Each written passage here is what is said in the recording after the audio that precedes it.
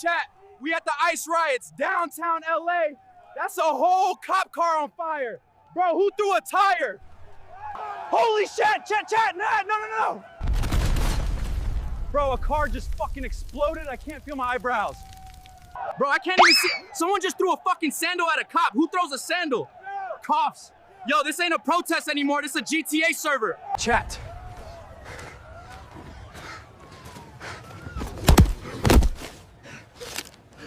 Chad, I think they're deporting me to the fucking zoo. If you've been tuned in lately, you've probably seen what's going on right now in LA and California and all that stuff with these ICE raids. But what if I told you that this ain't just about immigration, but what if it's about order and chaos? It's right there in front of us, so let's get into it.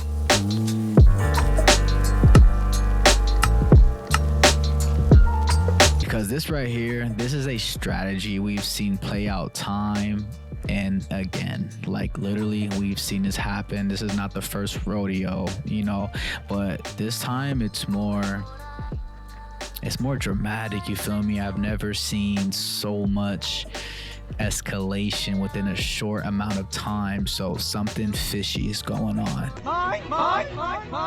Because as we know, ICE is out here raiding homes, snatching up families in broad daylight, calling protests unlawful assemblies before anything even pops off. So this is not to like start any hatred toward, you know, law enforcement or anything like that, because I respect people who protect our country, but I don't respect private organizations that sell us out, you feel me? Like, they're here to protect us, but you know, when you put money on the table, you know what I'm saying, people will turn on their own. So it's pretty wild. Because that's intimidation, and once again, it's being used to stir up chaos in the name of order. Declare martial law. So it's the perfect setup. Let the people rage, let the cities burn, then come in with martial law and boom, just like let it justify all the unconstitutional laws you've been waiting to pass. But the thing is, just like, why now, right? Like, out of so many opportunities to do it, why now with everything going on in the world? So let's zoom out a little bit. If we look at Africa, look at Burkina Faso. One man, Ibrahim Traoré, he's pretty much like the gorilla that's fighting the 100 men, but it's not 100 men, it's 100 suited up puppets. Pay attention to who this man is, because he is inspiring an African revolution against the West right now. This is 37-year-old Ibrahim Traoré. He is the second youngest head of state in the world right now, and what his supporters say he represents is simple: African independence. You see, Burkina Faso is a former French colony, and since he became leader of the country in 2022, he has accused France of neocolonialism, which in other words is when a country is still trying to control the other, but now just through more hush means. So when he seized power, he started to make drastic changes. He ordered the French troops to leave the country. He expelled French diplomats and Western media. He banned the use of British and French colonial-style judicial wigs, LOL, in efforts to decolonize the country's judicial system. And then he started making major changes. He started cutting ties with foreign companies involved in Burkina Faso's infrastructure development, like roads, bus stations, airports, and then started replacing them with locally equipped and trained workers, and then acquired around 1,000 road building machines for them to use. He started introducing policies to boost local control over food production and processing. He started pushing for greater state control over energy, reducing the dependence on foreign suppliers of electricity. And then, in the clearest statement to the West yet, he has started buying back a number of the country's major gold mines previously owned by foreign entities. He called the purchases a reclaiming of national wealth from exploitative foreign ownership. But here's where things get crazy, because what started in Burkina Faso has now become something much bigger. They've now joined forces with Mali and Niger to form the alliance of Sahel states, basically saying, we've got each other's backs and we're done with all influence from the West. Ivory Coast and Senegal are now also pushing to remove foreign military bases, and a former Nigerian senator described Traoré's actions as the spirit of a continent yearning to be free, dignified, and prosperous.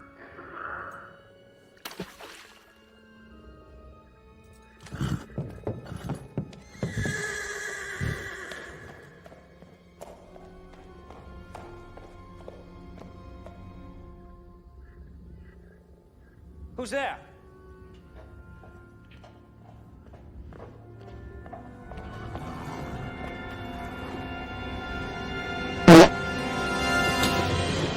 And that is exactly why we're seeing it slowly transition from one country in Africa to Africa as a whole. Because the question that's increasingly being asked is, why is such a resource-rich continent that literally powers the world so poor themselves? Now, here's the problem. We've seen revolutions like this in Africa before, and they haven't ended well. Back in the 1980s, Thomas Sankara led Burkina Faso with almost the exact same vision Traoré has now, rejecting foreign aid, nationalizing roads and railways, and calling for true African independence. But just 4 years later, he was assassinated. His policies were reversed, and French firms regained contracts for roads, railways, and ports in Western Africa. So is Traoré walking that same path? We don't know. But there are reports that he has survived 19 assassination attempts in 2 years. However, not all those claims have been verified. And it's also important to note that Traoré has his critics. Some call him a dictator because he rose to power in a coup. He's postponed elections, he's banned the media, and he's cracked down on dissent, and critics saying no country has ever developed under democracy. So the question is, what do you think? Is this just another dictator grappling for power, or the man to ignite a long-needed change for Africa? Africa has every right to protect itself.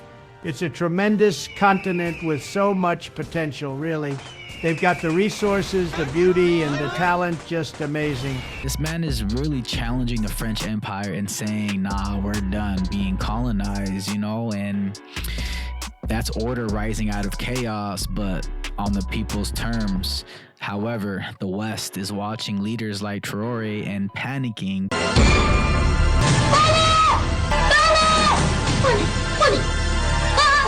Because when one slave breaks the chains, it inspires millions and millions of people to stop playing by the rules that were never made for them in the first place. Facts. Hard facts.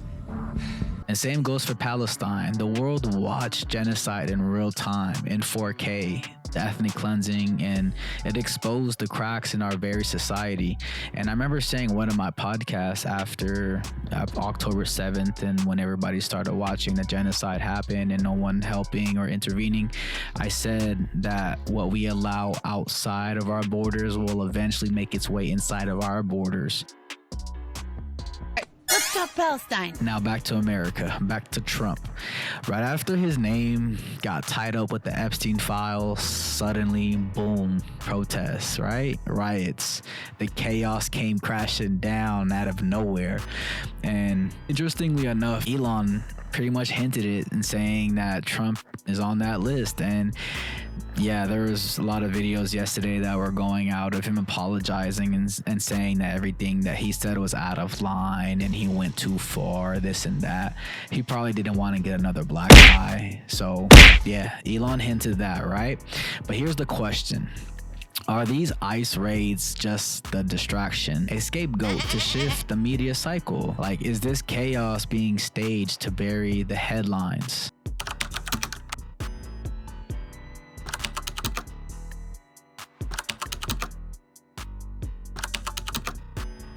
You know, I never back down from a challenge.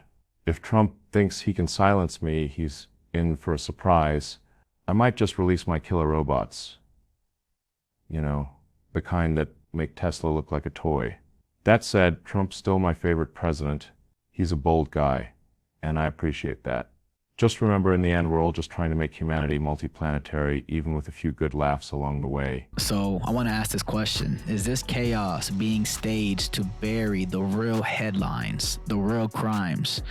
Like, I mean, just think about it. Every time a freaking powerful man gets caught doing something stupid, they shift our focus. And now we're being told that immigrants are the problem. Like, come on, we've seen this movie before, you know what I'm saying? But here's the plot twist. Here's the stir in the pot. Like, what if all the raids that are going on, the wars, the censorship, the lists, what if this all points to a system crumbling under the weight of its own lies. Because power doesn't freaking disappear, it shifts, you know, it pivots, it hits a little step back, you know what I'm saying? But I feel like, you know, the whole purpose of my podcast is to remind the people that staying silent in the face of injustice, that's how we lose our voice, that's how we lose our power and our soul, you know? So like, it's very important for everybody to speak up and not to be afraid of how people are going to perceive you. Because I said previously on like my Instagram story that the fear of perception is a poisonous disease, and people just, they fall victim to it, and it's crazy. Because when you really speak up and you expose the curtain, and when the curtain falls, like, I feel like the whole show ends.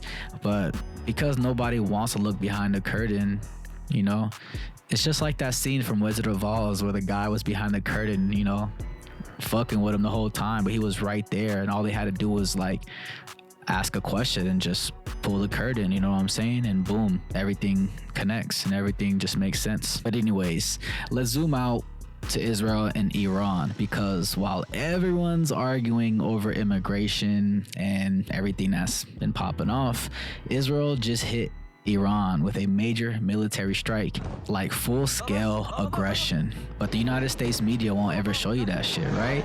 But why?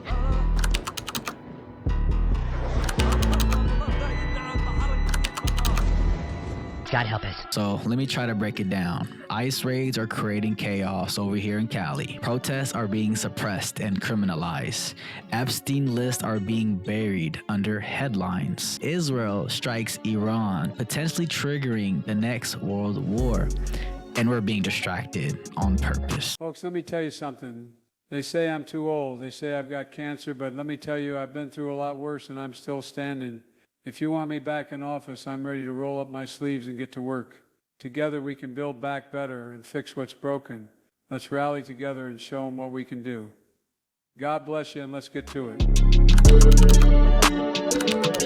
it.